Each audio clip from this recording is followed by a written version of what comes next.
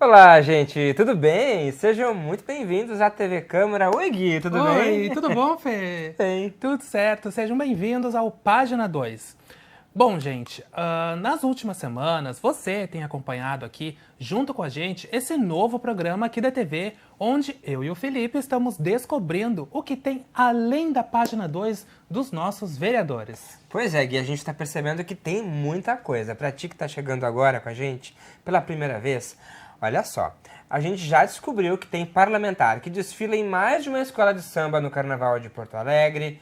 Tem vereador que faz até mutirão para manter as estruturas de praças aqui da capital.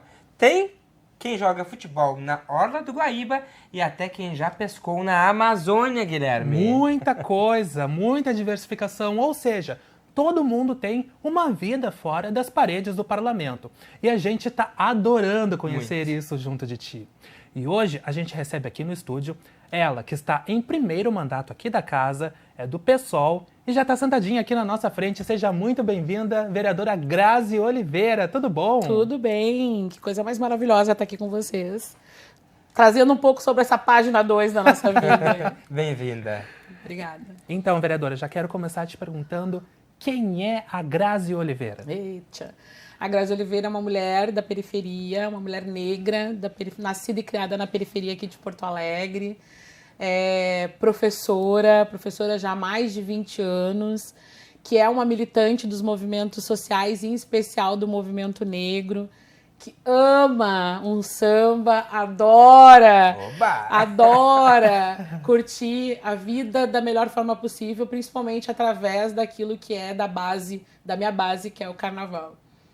Deixa eu começar já do início, e eu quero que a gente volte no passado, ainda mais que a senhora tem esse trabalho muito importante, essa educação antirracista. Em que momento na sua vida a senhora se descobriu uma mulher preta? Faz pouco tempo, faz muito pouco tempo. Eu sempre soube desde pequena que eu era uma criança negra, mas eu nunca tinha entendido dentro do contexto social o quanto isso era impactante e o quanto era necessário eu despertar para essa negritude, até para poder lutar para reverter esse cenário racista que é a nossa sociedade.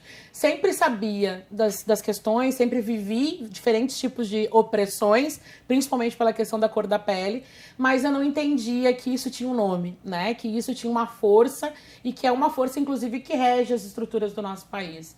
Então, quando eu mudo de cidade, durante o meu período como professora, eu passei no concurso público fora aqui de Porto Alegre e fui viver uma realidade fora do cenário de Porto Alegre. Então, sou uma mulher que é da periferia de Porto Alegre, da Zona Sul, na Coab Cavalhada, que na sua maioria da comunidade são pessoas pretas. Trabalhava na Cruzeiro, que na sua maioria da comunidade pessoas pretas.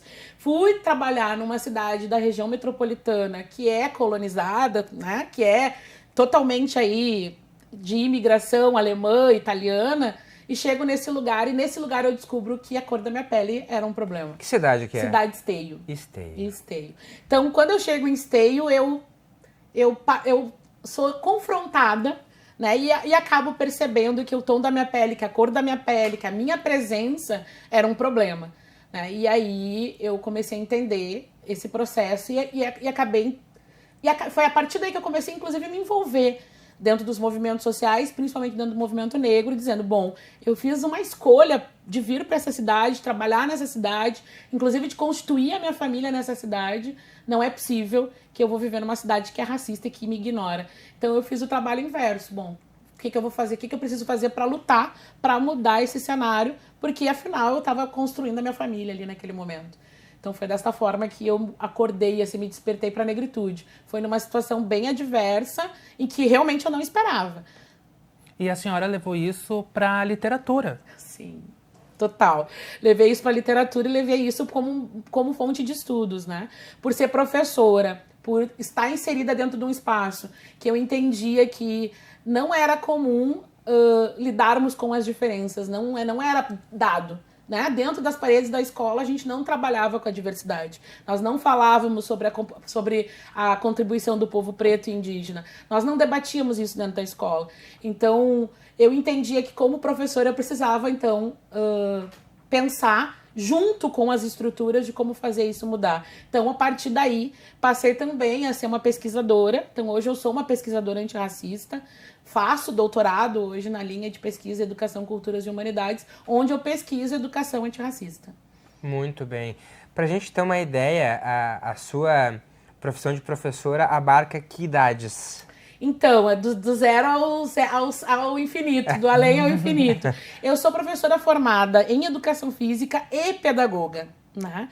Então, a minha primeira graduação é em Educação Física, eu tenho magistério, fui estudante do Instituto de Educação, e quando eu chego na graduação, chego muito movida pelo esporte, que é uma das coisas que nos move dentro da escola, mas ao longo da minha trajetória como professora, eu entendia que a pedagogia era algo que eu tinha que absorver.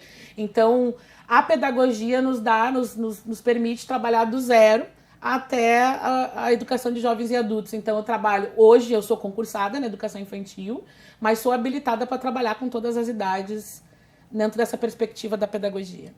E esse momento contando histórias, a gente inclusive tem um registro disso. Eu vou pedir para rodar a foto número 3, por favor, para a gente colocar aqui no telão, para a gente ver esse momento da senhora contando histórias aí, educação infantil, isso? Sim, sim. Eu sou uma contadora de histórias, eu não posso chorar.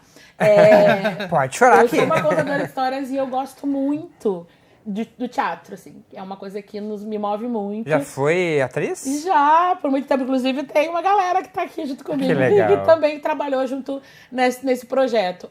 Porque, assim, a gente entende que através das histórias a gente consegue fazer com que as crianças conheçam o mundo, né? Conheçam a nossa identidade, se identifiquem. E não existe a forma mais lúdica e mais maravilhosa e mágica de convidar as crianças a viajar contigo através da história. Então, eu sou uma contadora de história nata e também amo, através do teatro, levar, né, esse outro mundo para as crianças, fazer com que elas viajem com a gente nesse universo que é conhecer a realidade através do lúdico, conhecer o mundo que a gente vive através da forma mais sublime que é através das histórias, através da escrita, através da leitura. É uma forma de ler o mundo, né? Até porque geralmente costumam dizer que ninguém nasce racista, Exato. Ninguém nasce preconceituoso. E isso, infelizmente, vai chegando pra gente ao longo da vida. E justamente as crianças, né? Sim. Elas sempre são muito abertas. E é o momento em que a mentalidade está em pleno desenvolvimento. Então, levar isso para elas desde pequenas tem esse grau de importância, né? Até porque a gente sabe que a escola é o segundo espaço social que elas conhecem. O primeiro é a família. O segundo momento que elas têm de contato com a sociedade é a escola. Se nós não cumprirmos um papel quanto escola de mostrar que existe um mundo que é diverso, que é diferente daquilo que a gente vive, que é o nosso meio familiar, quem vai mostrar? De que forma nós vamos mostrar? Então, quando a criança chega na escola, ela chega reproduzindo o que ela aprende na família. Então, se a família ela é racista, a criança vai chegar e vai atuar dessa forma. Né? E não foi diferente comigo. Né? Imagina, uma criança de 4 anos, num dia, numa rodinha, a gente sentar ela não querer me dar a mão porque eu sou preta. Isso aconteceu. São coisas que acontecem no nosso cotidiano e que nós precisamos romper e que a gente precisa todos os dias lutar contra, né? E fazer com que cada vez mais, não só a criança, mas quanto a família, possa reconhecer que nós vivemos numa sociedade que é diversa e tá tudo bem. Com certeza. Pra gente voltar pra foto, que contexto é esse, vereadora? Então, esse contexto aí, eu fui convidada para uma escola numa Semana da Consciência Negra, né? Que também tem isso. A Semana da Consciência Negra é algo que para nós é algo peculiar, porque às vezes as escolas só lembram da gente nesse momento, né? Mas foi numa situação onde eu fui contar sobre uma história de uma família negra falando sobre o amor, né? Então, a escola preparou todo o cenário voltado ao contexto da história e foi muito bonito, assim, porque foi toda a escola e eram crianças de educação infantil. Quando a gente está falando sobre o amor, daí quero me adentrar um pouco mais sobre isso. Como que a gente... Eu sei que é uma pergunta até difícil de responder, mas como se aprende a amar muitas vezes não sendo amado? É complexo. É difícil. Porque às vezes para o ser humano poder dar aquilo que não tem é complexo, né? Como é que eu vou amar se eu não sou amado, né? Mas eu acho que nós temos a possibilidade de, dentro do processo, e aí eu vou falar como educadora, né? Que isso para nós é normal. A gente chegar na escola e ter que lidar com estudantes que não sabem o que é, não sabe o que é ter afeto. né? E às vezes nós somos essa única fonte. A única relação afetiva que as crianças têm, por vezes, é da gente. Né? Então, é complexo quando a gente fala do amor, quando a gente fala da troca. Não tem como a gente manter relações afetivas se não houver, não tem como só eu dar ou só receber. Precisa ter esse é complexo. Tu fez uma pergunta muito complexa. É difícil, é muito difícil, mas é necessário. Nós somos movidos através da afetividade. Do afeto, não tem como não. Nenhuma. Nós somos movidos. Então imagina a gente lidar com o contexto de uma criança ou de um grupo de crianças que vem de um determinado local em que não é comum elas receberem afeto. E daqui a pouco também tem, vereadora, essa construção individual, que ela também é coletiva, de aprender também nessa coletividade a construir esse amor também, aí a potência que tem das comunidades. E aí tem um olhar que eu acho que ele tem que ser registrado aqui, que é um olhar muito, muito, muito apurado e muito educado, que mesmo quando a criança é violenta com a gente entende que ela está sendo amorosa. Porque às vezes é a forma que ela aprendeu de dar afeto. Né? Às vezes ela aprende com a violência, ela acha que aquilo que ela vive é a forma de corresponder. Então também é um processo de deseducar a forma como esse afeto foi trabalhado, como esse amor foi recebido. E vereadora, a senhora fazendo esse seu doutorado de educação antirracista. Hoje em dia a gente aqui no estado, a gente é um Rio Grande do Sul que registra um caso de racismo em média a cada 7 horas. O que a senhora acha que falta para que as pessoas saibam que cometer um ato de racismo é crime? Porque hoje parece que as pessoas se sentem muito livres de chamar uma pessoa de macaco, de agredir alguém que é negro. Fica essa coisa assim de que talvez impunidade. Nós vivemos uma sociedade que se estrutura em cima do racismo. Então, também é complexo responder isso, porque isso depende muito de como a gente tem educado a nossa sociedade. E isso tem muita relação, inclusive, com o que eu estou pesquisando neste momento. Estou falando de uma escola que hoje nos deseduca. Eu vivi e vocês viveram dentro de um contexto escolar que nos ensinou a amar o que é do branco e a odiar o que é da nossa cultura. Eu aprendi a odiar o que é da cultura de matriz africana, eu aprendi a amar o que é da cultura branca, a amar um cabelo liso, a querer alisar, a não gostar da forma do meu corpo como ele é e querer ser igual da minha colega. Nós aprendemos, ao longo da nossa trajetória de vida, a amar um perfil de pessoa única, exclusiva e que não é real. A amar uma cultura única e exclusiva que não é real. Então eu acho que é muito mais complexo essa nossa discussão, porque ela exige da gente um processo de deseducação. E isso também está relacionado com a ausência da nossa história, da história da contribuição do povo negro e do povo indígena para a estrutura do nosso país. Há um apagamento histórico onde nós não existimos dentro desse processo. E esse apagamento histórico faz com que hoje as pessoas se permitam a se utilizar de seus privilégios, porque é isso. Hoje as pessoas não negras e não indígenas, elas são privilegiadas e elas se utilizam desse privilégio para fazer o que fazem, né? Inclusive se sentirem impunes, né? Verdade. Vereadora, e avançando um pouquinho mais na nossa história, que é a história da vereadora Graziela Oliveira. Graziela com L só. Com L só. A gente, conversando com os diversos parlamentares aqui, a gente começa a conhecê-los um pouco mais desse cotidiano que é, porque a gente conhece aqui na Câmara um parlamentar, muitas vezes, que está ali na tribuna, às vezes um pouco indignado, conhece esse lado da luta.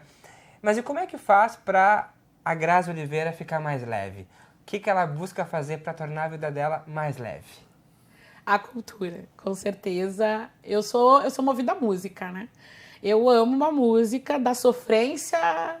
Daqui um pouco eu tô chorando, daqui um pouco eu tô rindo e tá tudo bem. Eu amo estar numa roda de samba, de fato, assim, eu gosto muito de estar curtindo com os amigos, aquela vibe do quilinho, leva um quilinho, um cooler com uma cervejinha, sabe? Esse momento de troca, de convívio com as pessoas que a gente ama, para mim, é um dos momentos mais suaves, assim. É um dos momentos mais relaxantes, é um dos momentos que eu mais gosto, né? Para além dessa dureza que a luta nos leva para essa dureza, né? É necessária, mas também é possível a gente, mesmo sabendo de toda uma luta que a gente precisa travar, a gente precisa se abastecer.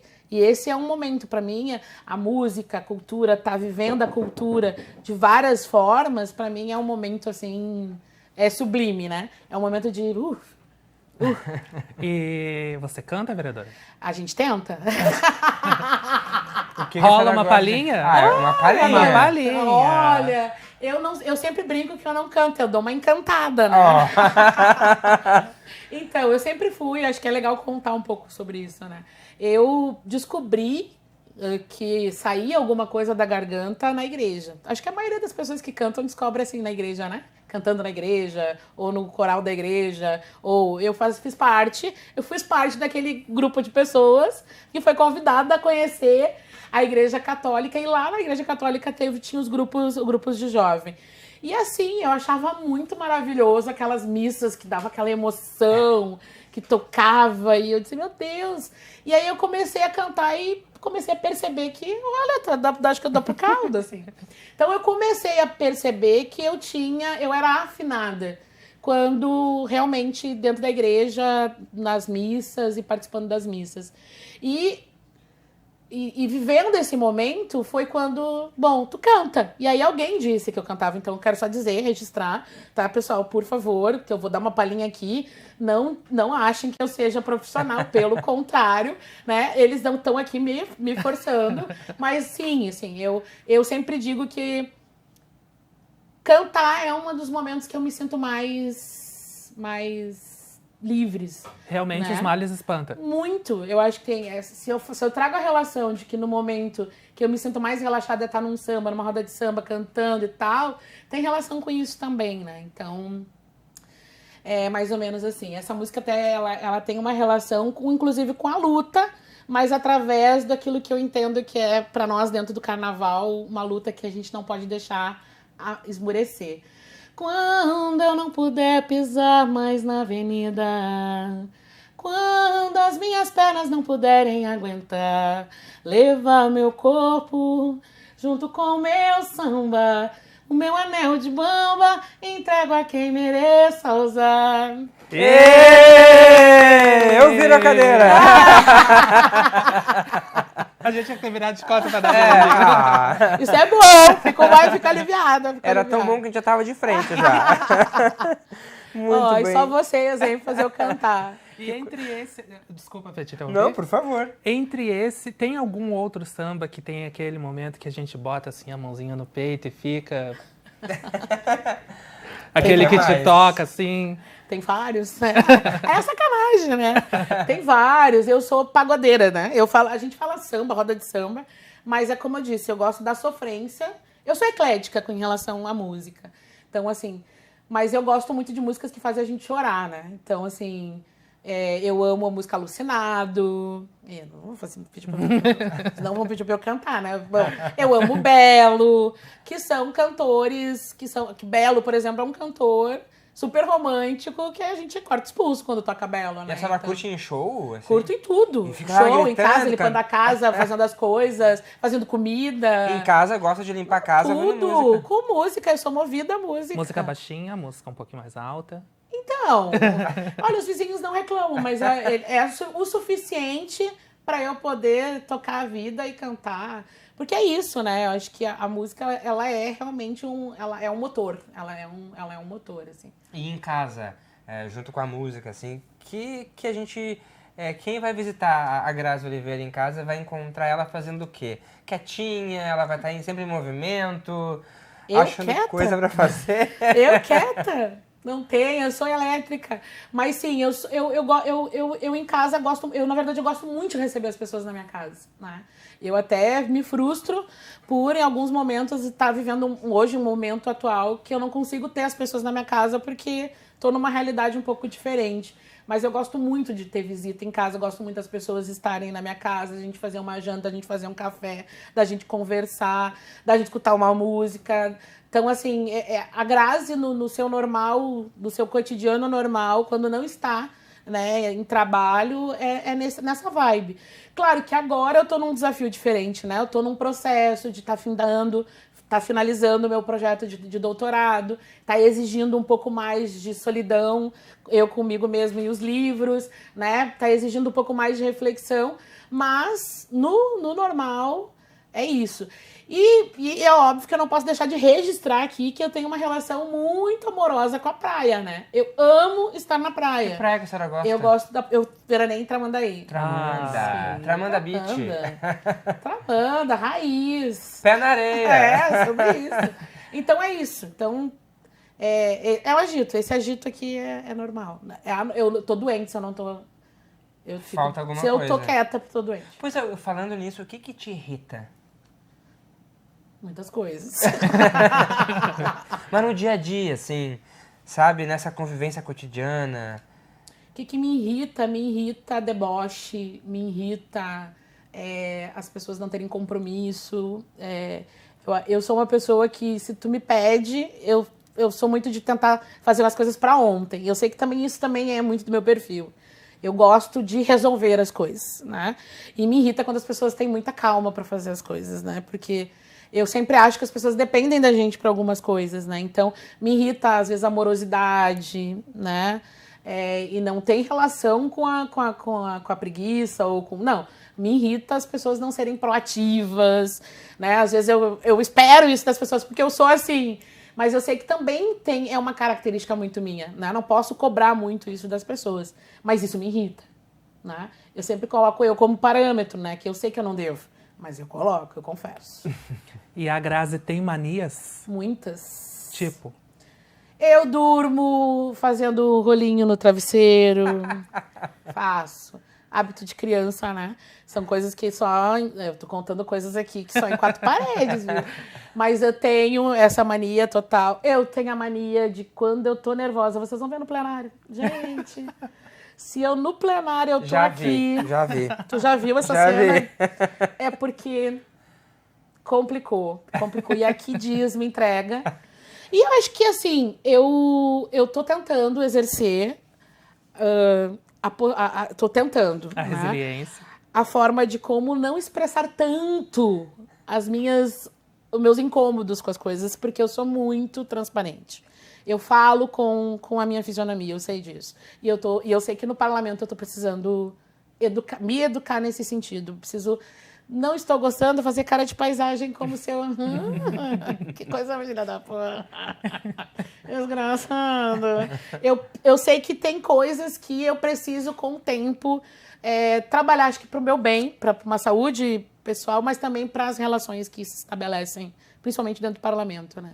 Já que a senhora falou de cultura, a gente vai para uma próxima foto aqui, que é no carnaval. A foto 2 ali tá fantasiada. Eu quero que a gente explique que fantasia é essa, vereadora.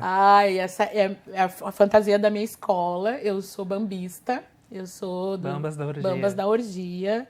Desde sempre, o azul e branco e a águia me acompanham. Eu sou do carnaval, sou movida, né?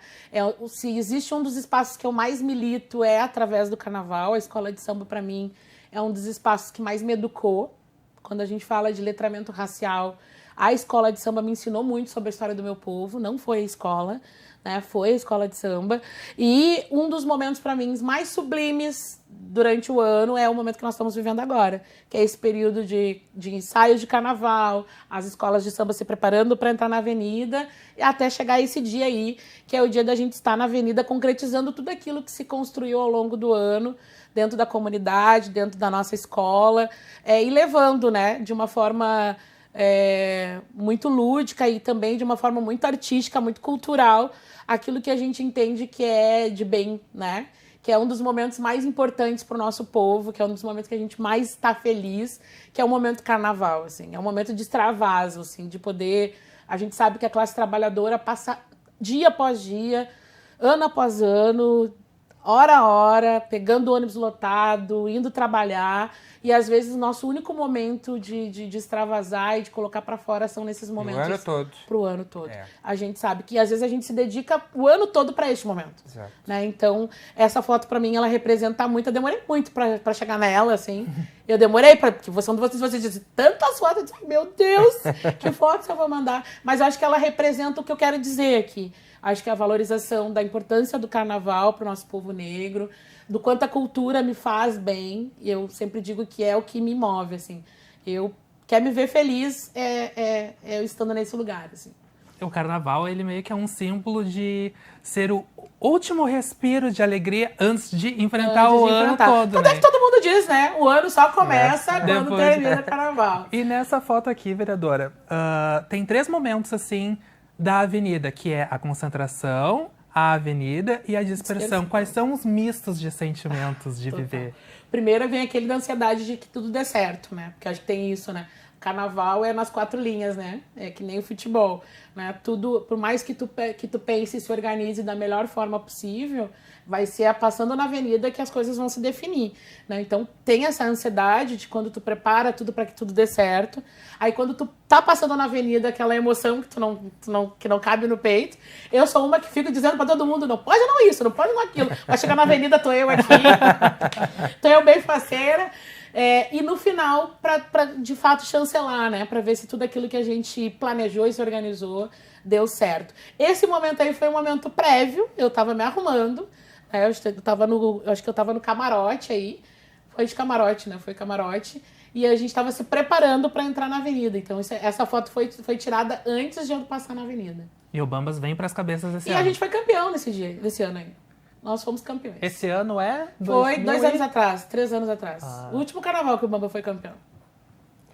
E aí, avançando um pouquinho mais, estou curioso para saber uma coisa. A gente conhecendo um pouco mais da Grazi Oliveira aqui, aí eu fico pensando, o que uma professora, uma artista, uma educadora carnavalesca resolveu fazer para vir para o plenário, ser uma política? É transformar esse parlamento mesmo? É vários elementos, né? Acho que o primeiro é a representatividade, né? A gente não se vê.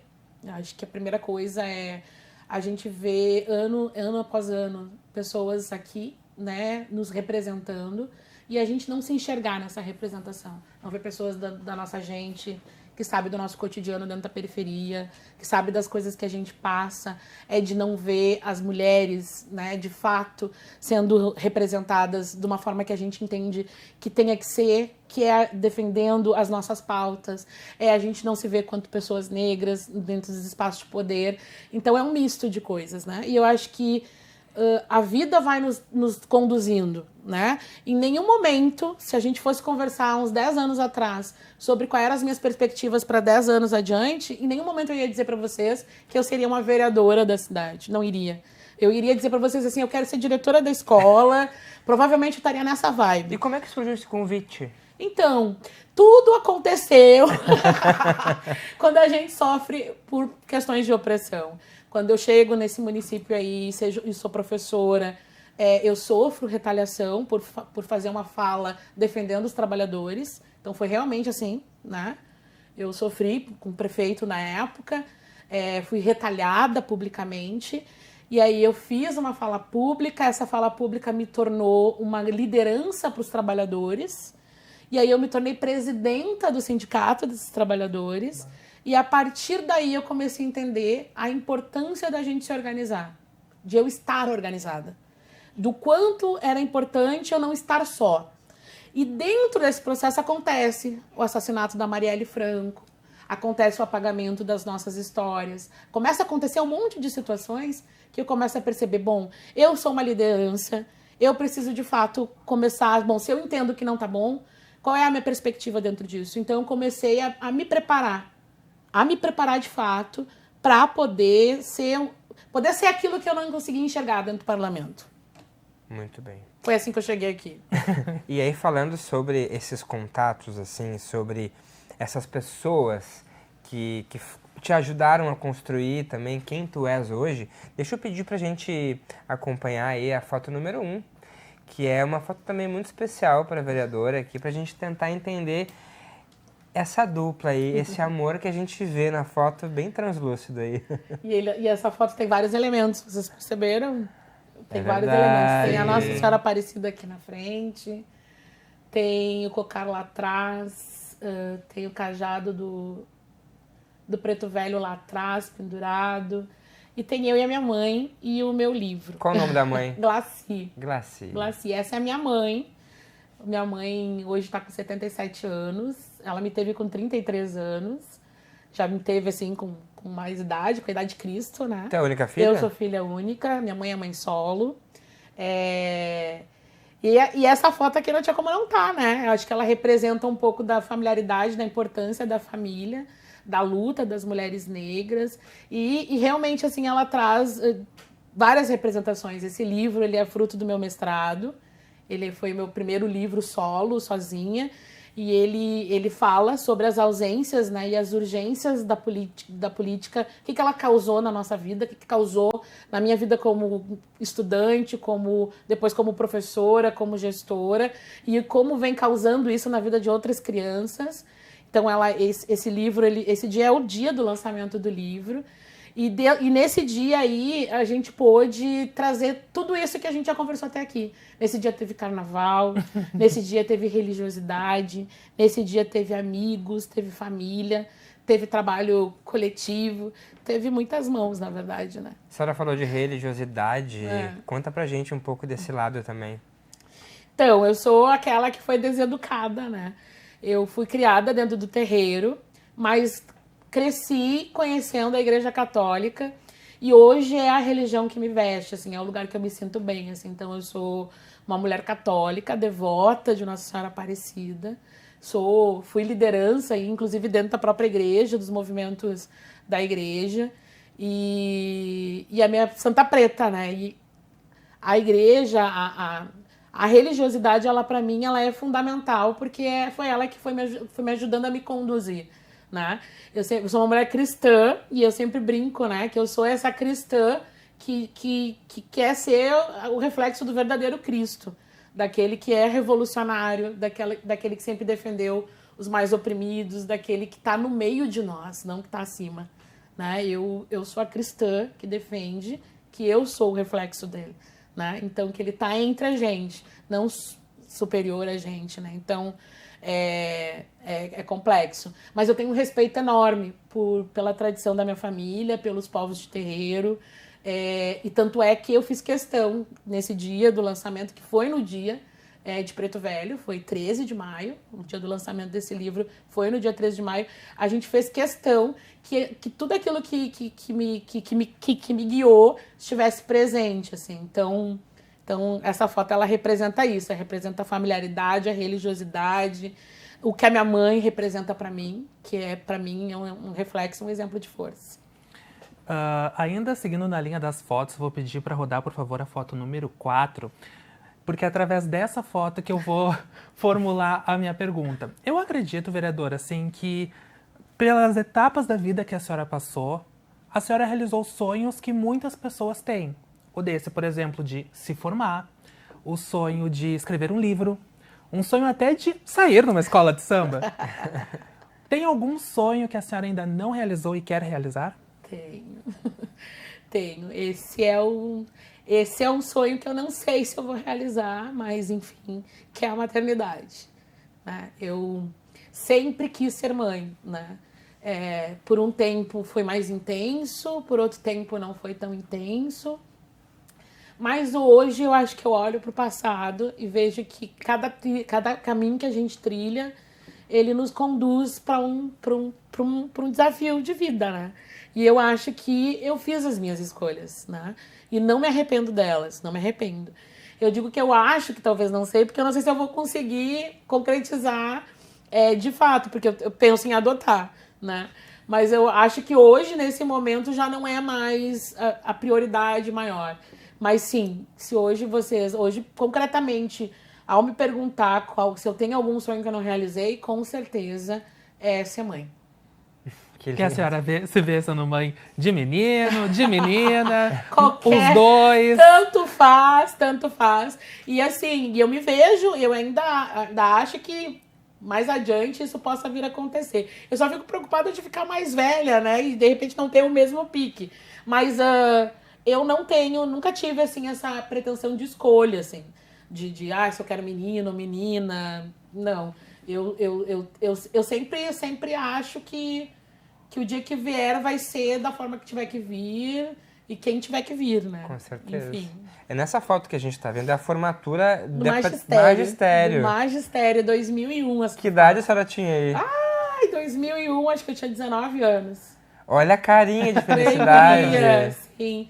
Me formei no Instituto de Educação, eu sou cria aí do IE, do Flores da Cunha. Nem imaginava que vinha pela frente. Não, nossa. Queria não. muitas coisas já. Sim, sim. Esse ano foi o ano...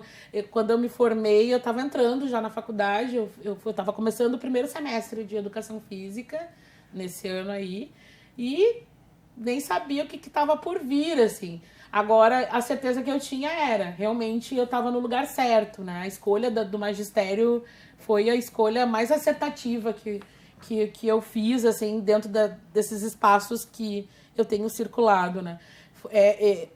Eu sou professora e posso com tranquilidade dizer que não me viria tendo outra profissão se não tivesse sido essa minha escolha naquele momento, sabe?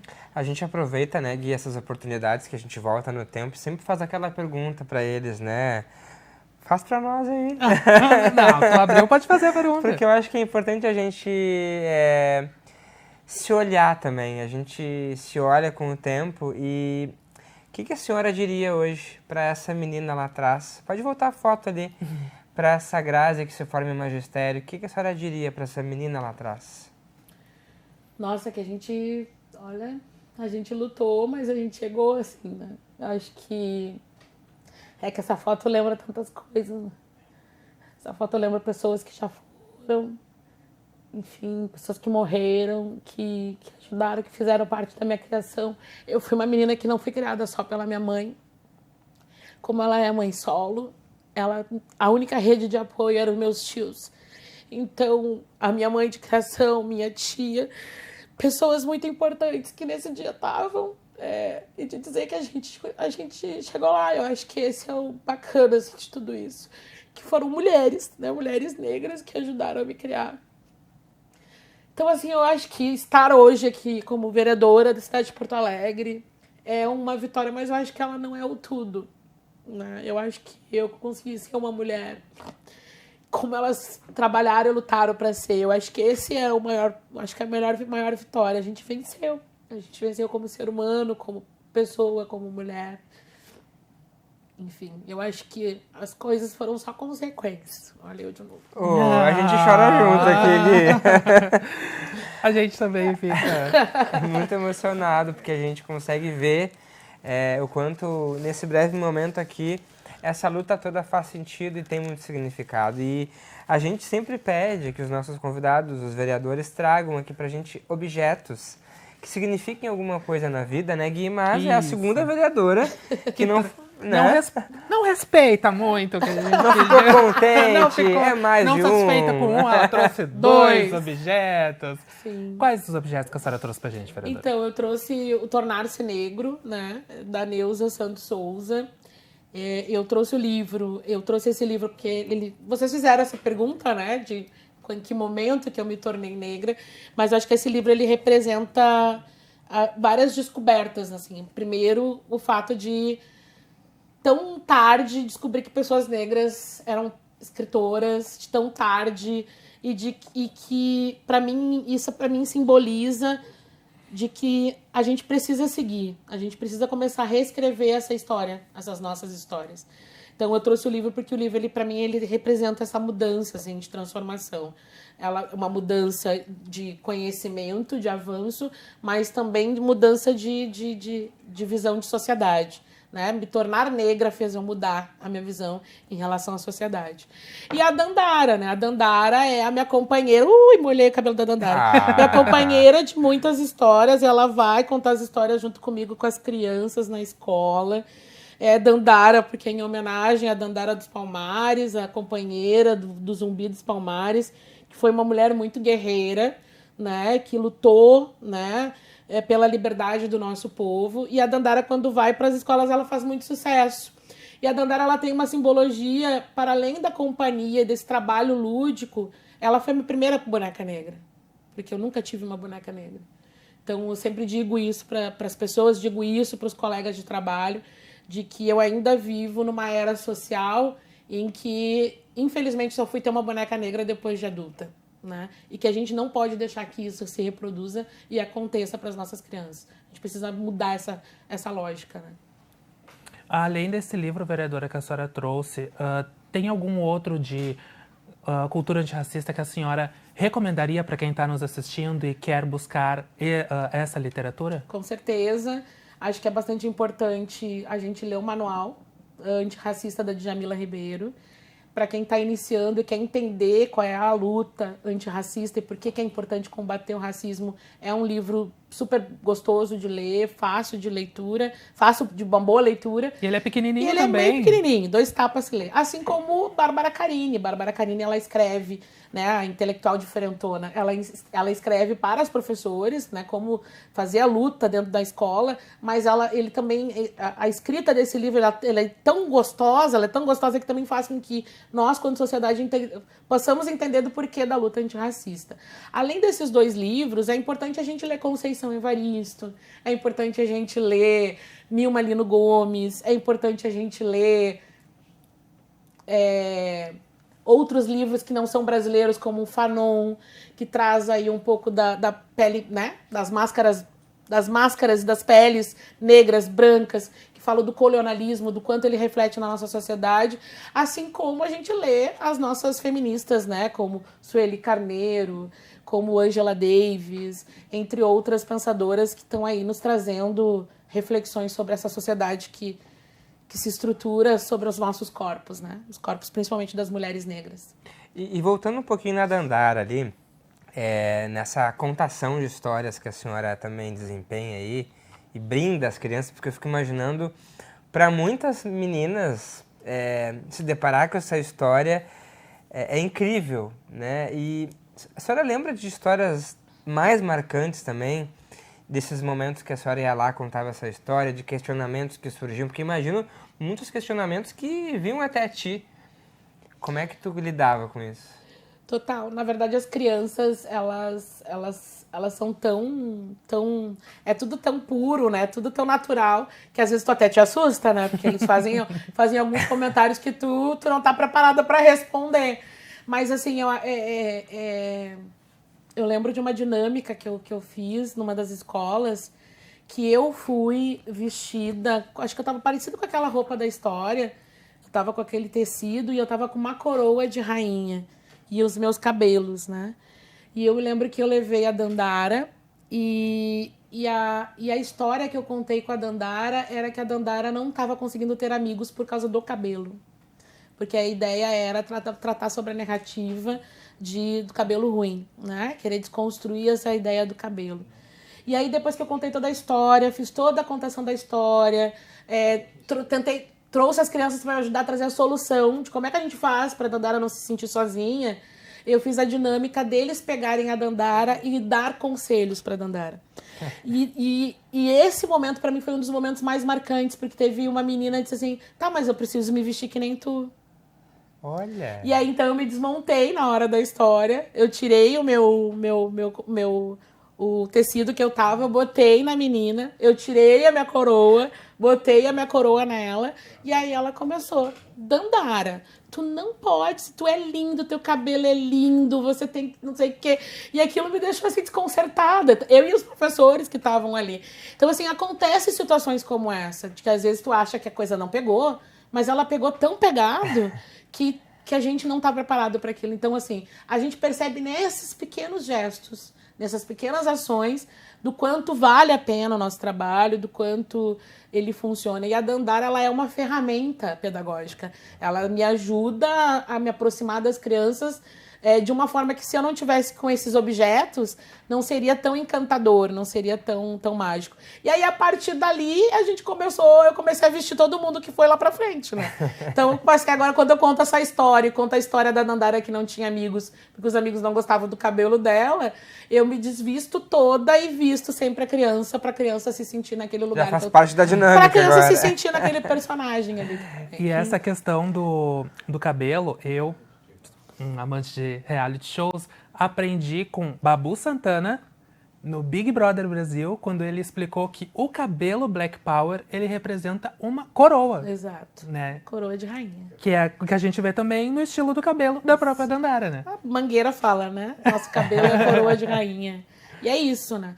E como são traumas, essa situação do cabelo são situações que quando eu trabalho com os professores, eu faço os professores pensar. Se na minha época, quando criança, professores tivessem trabalhado, mostrado histórias infantis, onde que a gente se visse, né? Porque é isso, né? Naquela imagem ali daquela foto, os personagens são negros. Às vezes, muitas vezes durante a minha infância, raramente eu sentava numa roda em que a professora abria um livro e eu me via nesse livro. Né? Se isso acontecesse lá atrás, muitas coisas a gente teria desconstruído. Seria diferente. Muitas.